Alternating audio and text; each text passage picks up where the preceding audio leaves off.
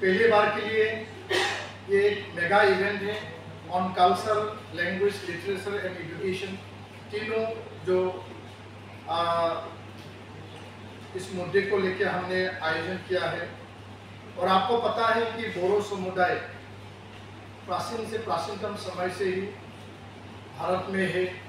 और इतिहास अगर हम देखा जाए तो इसमें सर एडवर्ड डे और डॉक्टर सुनीति कुमार सेतार जी, वो इतिहास में 5000 सालों का वो पुराना जो बोडो समुदाय है, एक समय में किराता है, ये प्रागज्योतिषपुर, कामरूपा और कसारी किंगडम अलग अलग समय पे इसका इतिहास में इसको देखा गया है।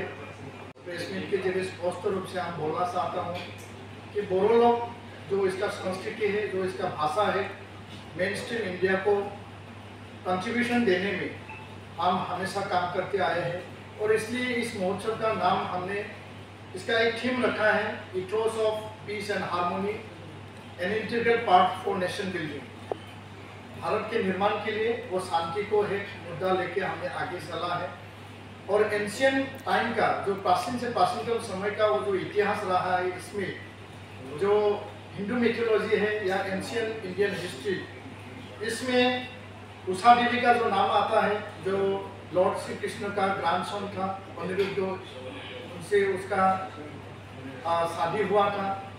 और दूसरा बात है, महाभारत में ये आता है कि भीम जो पंचपांडव था, ये भीम में हिडिंबा राजा के उसका जो डॉटर है हिडिंबा को वो शादी किया था। और उषा देवी बान राजा बानासुर का बेटी था। तो ये सारी चीज को लेके फिर से हम दोहराना चाहते हैं से बोरो लोग हमेशा ये भारत का हिस्सा रहा है और हमेशा है।